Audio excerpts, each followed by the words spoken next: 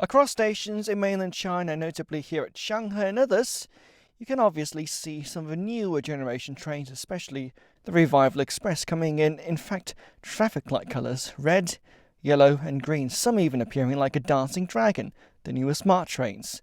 However, at times you might also run into, especially if you're from Europe, wait, is that not a Pendolino or a Velaro? That's right, let's turn the clock back to 2007 and the first generation of high-speed trains in China. The very first generation of high-speed trains in China date from the mid-2000s, and many of them were imports from abroad. Europe and the rest of Asia saw their trains or their derivatives take on the rails of the world's then most populous country. The very first generation of these trains were the CRH1, CRH2, CRH3 and CRH5 trains.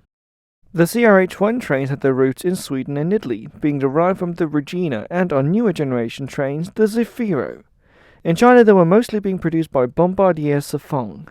A newer generation of CRH1A trains are visibly more Zefiro-like.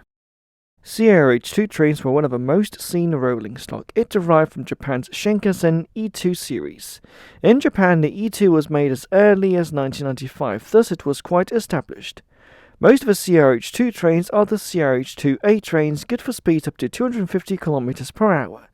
They were also used as stand-in trains on suburban lines until a fitting suburban train could be found. Such was the case, for example, on Shanghai's Jinshan line. CRH3 trains were visibly from Germany, as in the Velaro. Rail geeks take note, the train's engines sound more like the Deutsche Bahn Class 407 than the original Class 406 trains, in spite of these trains appearing far more like the 406. These trains, along with the CRH2C trains, originally did speeds up to 350 km per hour until late summer 2011. Switzerland's got these as well, the Pendolin-like CRH5. Its appearance is not unlike the ETR 600 New Pendolino from Italy, from where it originated from. These trains are usually seen on routes which can see low temperatures, as the trains themselves are good for temperatures as low as minus 40 degrees Celsius.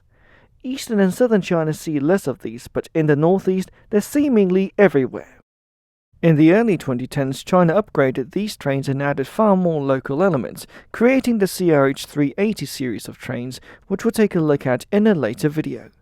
There are also later variants of the original trains, including this very oddly looking CRH 3A train and the CRH 6 suburban trains. These too are for a later video as well.